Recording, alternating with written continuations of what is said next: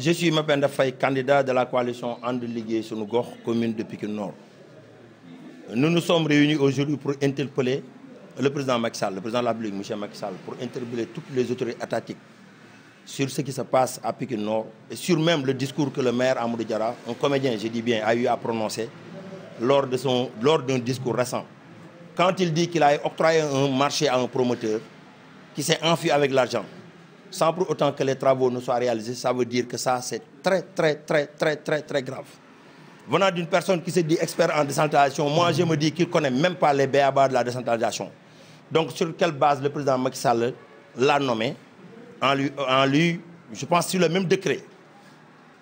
Sur le même décret que le président Macky Sall a signé, on a écrit Amadou Diarra, expert en décentralisation. Un expert en décentralisation qui ne connaît pas les b.a.-ba de la décentralisation.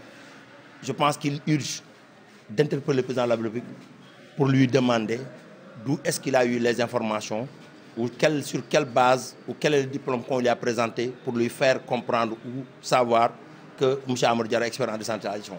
Au-delà du président de la République, je pense que nous devons aujourd'hui interpeller le pire département de Pikine.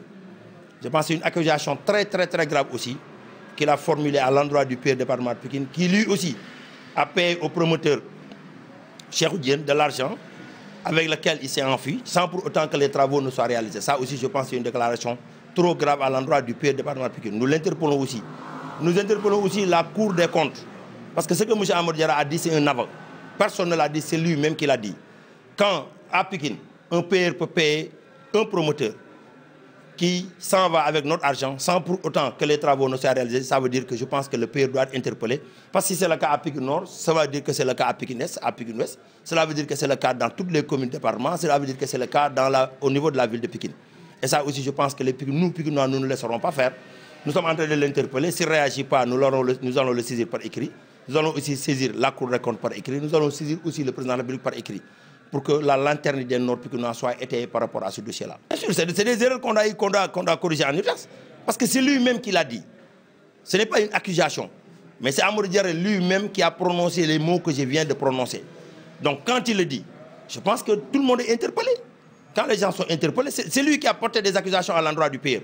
Quand le payeur puisse donner de l'argent à un promoteur qui n'a pas fait le travail qui lui a été assigné, ça veut dire que ça, c'est un autre problème. On se demande sur quelle base, je ne sais pas, quelle a été la base fondamentale ou juridique sur laquelle le payeur s'est basé pour donner cet argent-là. Ça, c'est un problème. La Cour des comptes aussi doit être interpellée par rapport à ça. Quand à Pikine Nord, quand à Pikine, un payeur peut se permettre de donner de l'argent à un entrepreneur qui n'a pas fait le travail et qui aussi est interpellé par le maire même de cette commune-là, je pense que la Cour des comptes a de la matière pour travailler. Ça aussi, c'est plus qu'urgent. Ce n'est même pas urgent, mais c'est plus qu'urgent. Non, il ne s'agit pas d'un conflit. C'est le premier magistrat, c'est le président de la République, la plus haute autorité du Sénégal, qui a nommé Amadou Diarra en tant qu'expert en décentralisation. Quand le monsieur lui-même lui dit que je ne suis pas expert en décentralisation, nous nous posons des questions sur quelle base le président s'est basé pour le nommer en tant qu'expert en décentralisation. Parce que c'est Amadou Diarra qui vient de nous prouver qu'il n'est pas expert en décentralisation. Mais quand quelqu'un te dit que je ne suis pas expert en décentralisation, alors qu'au préalable, le président l'avait nommé comme expert en décentralisation, mais les gens doivent se poser cette question-là. C'est lui-même qui a posé le débat. Nous demandons au président aussi de déclarer la lanterne des Nord-Pikinois, des Sénégalais, je dis même. Parce que le dossier n'est plus un dossier Nord-Pikinois, c'est un dossier national, c'est un dossier de tous les Sénégalais. Il n'y aura pas de suite. Nous sommes des républicains, nous sommes des citoyens sénégalais. Face à une question, nous interpellons les autorités qui doivent peut-être nous éclaircir. C'est ce que nous pouvons faire. Mais de toute façon, moi, je ne me mets pas dans cette situation-là. Parce que je suis dans une république. Je pense que nous avons des autorités assez responsables qui, peut-être, lorsqu'ils seront interpellés, nous apporteront les réponses idoines. Je ne sais pas, c'est sur la base d'un CV, sur la base d'un diplôme, je ne sais pas sur quelle base il a été nommé avec cette profession-là.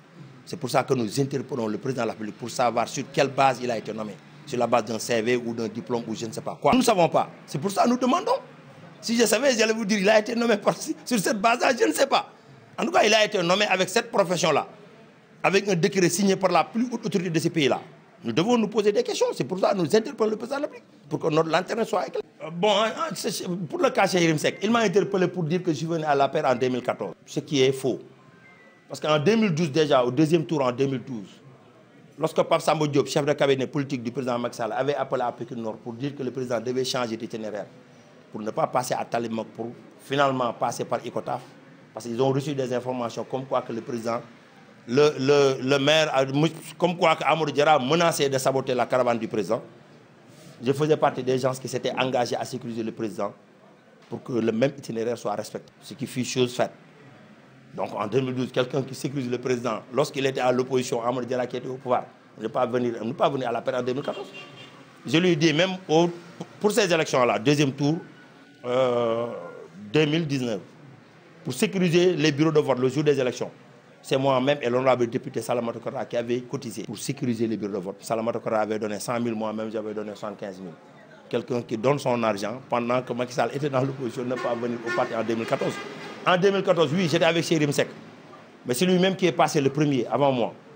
Parce qu'il avait des problèmes avec les mêmes personnes qu'il est en train de décider, à savoir Vieux Ndiaye et Omar Traoré, qui avaient refusé qu'il dirige la liste du PDS en 2014 au niveau de Pikine Nord. Il était en train de chercher une solution administrative. Pendant cette même période-là, il est parti voir Cheikh Yérim Seck. Il a même dirigé une réunion chez Cheikh Yérim Seck. Malheureusement, Cheikh Yérim Seck m'a préféré à lui. Heureusement pour lui que le président Abdoulaye aussi est venu lui prêter main forte pour qu'il puisse remporter les élections en 2014. Mais c'est ça la vérité des faits qu'il doit rétablir, qu'il arrête de dire des contre-vérités. C'est ça sa force, c'est ça son fort. C'est son fort avec son entourage, c'est son fort avec ses collaborateurs, c'est son fort avec ses proches. Et je pense qu'aujourd'hui, ils ont assez dit de contre-vérité à Pikine Nord qu'il est temps que les gens arrêtent tout cela le 23 janvier, Inch'Allah 2022, à 18h. Nous lui ferons ses valises. Il partira aussi loin que possible pour nous laisser faire Pikine Nord.